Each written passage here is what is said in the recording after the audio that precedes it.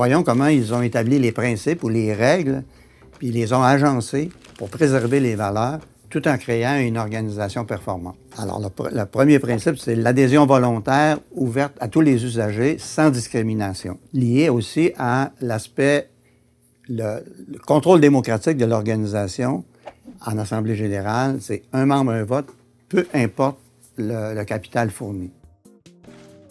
Lié à ça, une autre pratique, c'est le capital qui sert à définir la propriété de l'entreprise est apporté par les usagers.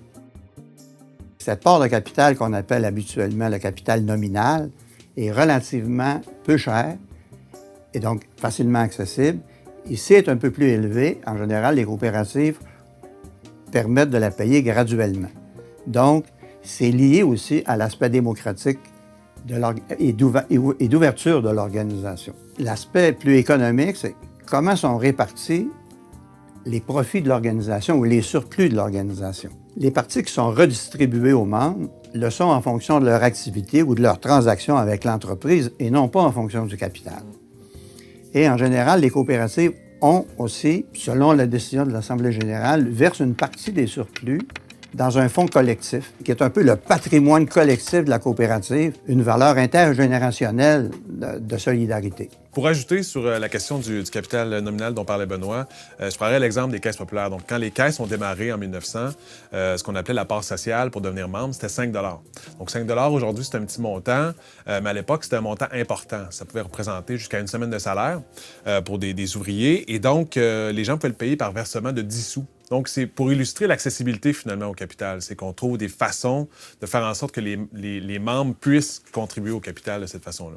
Aussi, par rapport à l'argent qui est versé à la réserve, donc, effectivement, ça crée ce patrimoine collectif.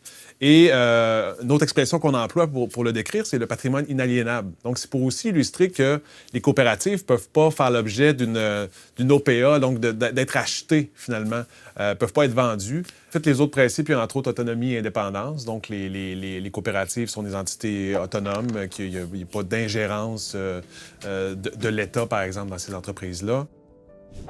On parle aussi du volet éducation, donc c'est un des principes des coopératives, donc éducation de ses membres, qui peut se faire de différentes façons, entre autres juste par l'utilisation des services, par l'Assemblée générale. Il y a différents moments pour faire l'éducation. Je pourrais nommer plusieurs exemples d'éducation financière faite par Desjardins à travers l'histoire. Je pense que le plus connu, c'est évidemment la caisse scolaire.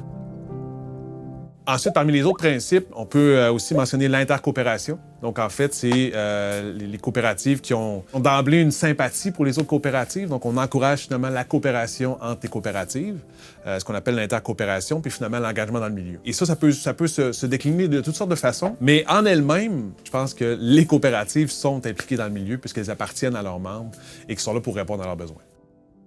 Ce qu'il faut comprendre, c'est que les principes coopératifs eux-mêmes ont une histoire, c'est-à-dire qu'ils ont évolué. Alors, c'est pas coulé dans le béton non plus. Dans le fond, les pionniers de Rochdale sont arrivés avec un certain nombre de principes. Ces principes-là ont été repris ensuite par l'Alliance coopérative internationale, mais la façon de les formuler, ça a évolué. Donc, il y a eu différents congrès, et il y en a eu en 1995, justement en 1995, pour le 100e de l'Alliance coopérative internationale, où on a revu justement cette formulation-là. Donc, il ne faut pas non plus voir les principes comme étant coulés dans le béton, inscrits dans la pierre, ça bouge pas, tout ça. Ça aussi, ça évolue. Sans faire une hiérarchie à l'intérieur des principes, il y en a qui sont quand même plus fondamentaux que d'autres parmi les principes, donc coopératifs.